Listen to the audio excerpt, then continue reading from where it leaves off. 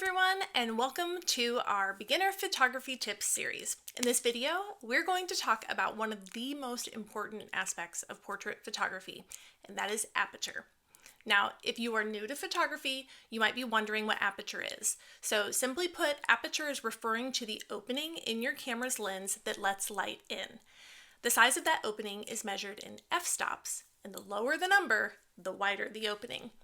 So why does aperture matter for portraits? Well, the aperture can actually have a big impact on the depth of field in your photos. A wide aperture will give you a shallow depth of field, meaning that only a small portion of your photo in the foreground and background will be in focus.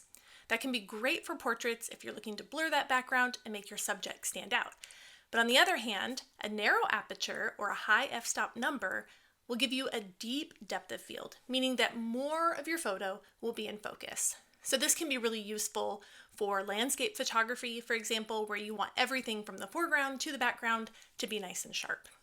But when it comes to portraits, people are often encouraged to use a really wide aperture or a low f-stop number to create that beautiful bokeh effect and to make your subject pop. However, I want you to make sure that you're careful not to make the aperture too wide, or you might end up with a photo where not everyone in the image is actually in focus. So I'm sure you're thinking, okay, I have X number of people in my photo. Just tell me what aperture to use. And I wish I could. I wish it were that simple, but it actually depends on a few things. So first of all, how are your subjects arranged in the photo? Are they going to all be in a line with everyone mostly on the same plane? Or are they going to be in multiple rows so that people are in multiple planes? Understanding what we talked about previously with depth of field, you'll need to evaluate how much of the foreground and the background you need to have in focus. Do you need a wide depth of field, or will a more shallow depth of field do in your specific situation? And as another side note, I know there's a lot to consider. It's important that you know that how far away you are from your subjects also impacts your depth of field. So the farther away you are from your subject, the wider your depth of field will be.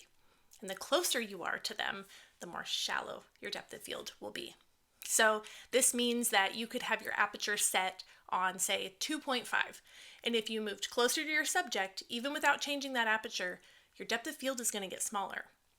And on the flip side, if you moved further away from them, still not changing that aperture, your depth of field would get wider. Let's take a look at an example. Both of these images were taken at f1.8 on a 50mm lens. In the first photo, Mom is soft. In the second photo, she's actually sharp. But why? Let's talk about that. This is the perfect example of how distance impacts your aperture. In the second picture, I stepped back several feet, which also widened my focal plane. And with that wider focal plane, I was able to keep my aperture at f1.8 and still get everybody in focus. So now you might be able to better understand why I can't really tell you what aperture to choose based on X number of people.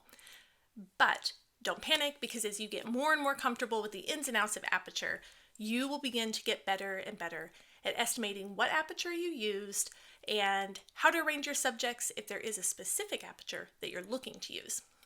One thing that I do is take a test shot, and then I zoom in and look at the back of my camera and I check to see if everyone's eyes are in focus. And if they're not, you might need to adjust your aperture. But overall, it's really worth the time to learn more about this, to experiment with different settings, and to see what works best for you and the style that you tend to shoot in. There is no one right way, and it's all about finding that balance between the depth of field and the sharpness and the overall look that you're going for. So thanks so much for watching today. Be sure to subscribe and check back to see all of our other videos with more great tips and tricks. We'll catch you next time.